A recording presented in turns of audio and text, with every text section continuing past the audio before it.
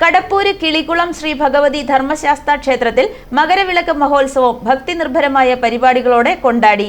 മകരവിളക്ക് ദിനമായ ചൊവ്വാഴ്ച വൈകിട്ട് വെട്ടിക്കാട്ട് മഹാദേവ ക്ഷേത്രത്തിൽ നിന്നും ക്ഷേത്രത്തിലേക്ക് നടന്ന ദേശതാലപ്പൊലി ഭക്തിനിർഭരമായി. കടപ്പൂര് കിളികുളം ശ്രീ ഭഗവതി ധർമ്മശാസ്ത്ര ക്ഷേത്രത്തിൽ മകരവിളക്ക് മഹോത്സവം ആഘോഷിച്ചു.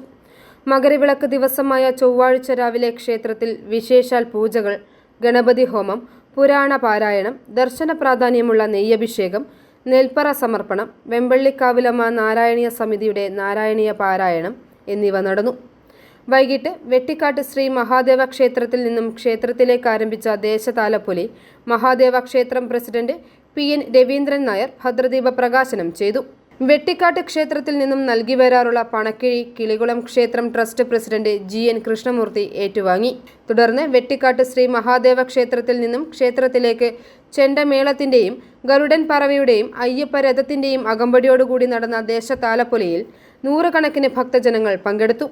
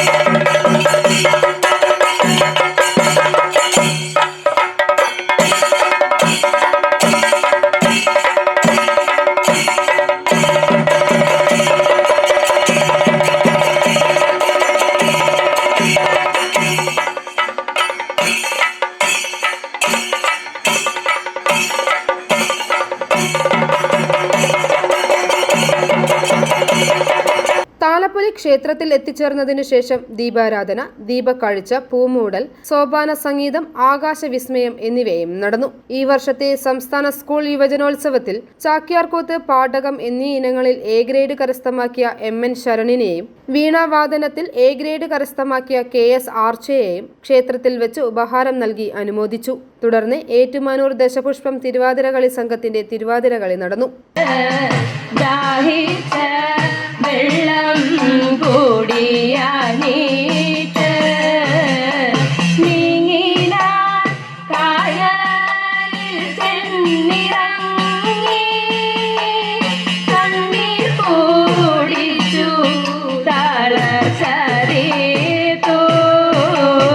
വേഗമേ. ശേഷം മഹാപ്രസാദ ഊട്ട് നടന്നു. ക്ഷേത്രത്തിലെ മണ്ഡല മകരവിളക്ക് മഹോത്സവത്തിൽ നാടിന്റെ നാനാഭാഗത്തു നിന്നും നിരവധി ഭക്തജനങ്ങളാണ് എത്തിയത്. i4 news, Ettumanoor.